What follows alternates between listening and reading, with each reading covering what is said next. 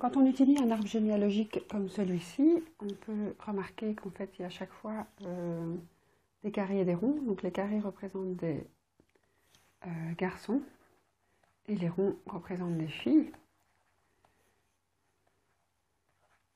Alors, quand on a un arbre généalogique où dès qu'il y a un enfant malade, le papa est malade, dès qu'il y a un enfant malade, la maman est malade, dès qu'il y a un enfant malade, le papa est malade, donc on n'a clairement aucun saut de génération. Donc chaque fois qu'il y a un malade, c'est parce qu'un de ses parents était malade. Donc ça, c'est caractéristique d'un caractère dominant. Dominant, car pas de saut de génération. Alors, quand on a ensuite des familles où il y a en fait toutes les filles malades, mais pas les garçons, et c'est encore ici, toutes les filles malades, mais pas les garçons, là, c'est lié au chromosome X. Alors, les malades sont assez bien répartis au niveau des filles, enfin, il y a un peu plus de filles que de garçons aussi. Alors, quand c'est un caractère récessif lié au chromosome X, comme l'exercice de la vidéo précédente, là, on avait clairement énormément de garçons malades et très rarement des filles.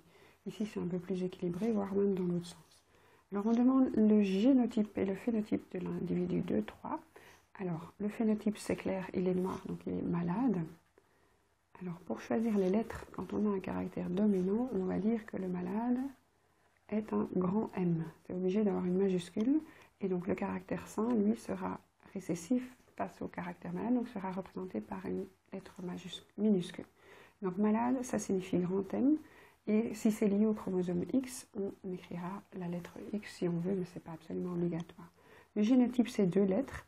Et comme ces allèles sont portés par des chromosomes sexuels, il faut les mettre sur les lettres du sexe de l'individu. Donc si c'est un rond, on doit faire XX parce que c'est une fille.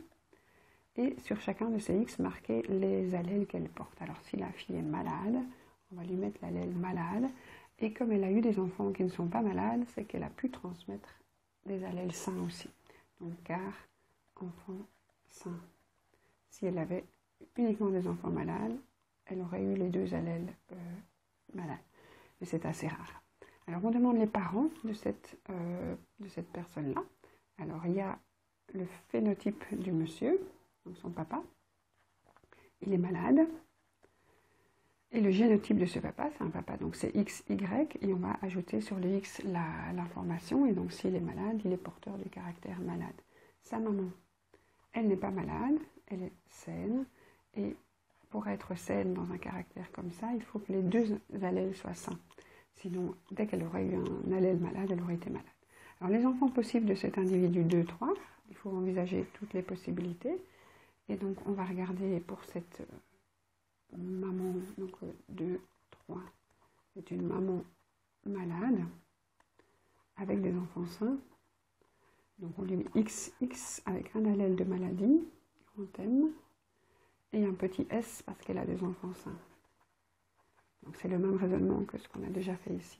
Donc elle est obligée d'avoir au moins un allèle sain pour avoir des enfants sains. Le mari, il est XY, c'est un garçon. Donc papa, il est sain. Donc s'il est sain, il n'a que l'allèle de sain.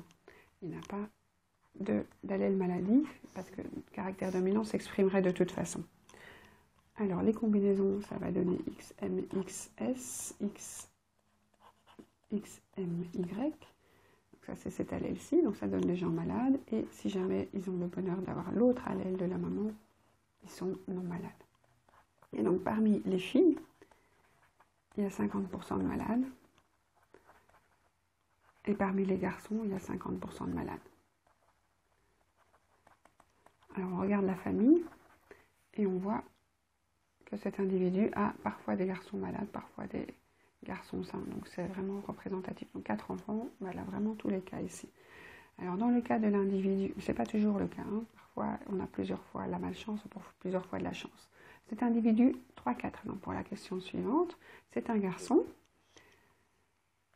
et donc il est XY et il est malade, donc ça va être le papa malade, et donc il est marié à une femme, 3, 5, qui est, elle, saine. Et donc, pour être saine, elle est obligée d'avoir les 2 caractères récessifs présents. Donc, elle ne porte pas le gène de la maladie. Donc, quelle combinaison ça va donner? XM, XS. Donc, ça va donner une fille malade. XSY, ça va donner un garçon sain. Ici XM, XS, XSY, donc les garçons sont tous sains. Donc il n'y a pas de garçon malade, c'est ce qu'il y a ici, et les filles sont toutes malades. Donc 100% de génotype sain pour les garçons et 100% de génotype malade pour les filles. Grand M, pardon, pour les filles. Voilà.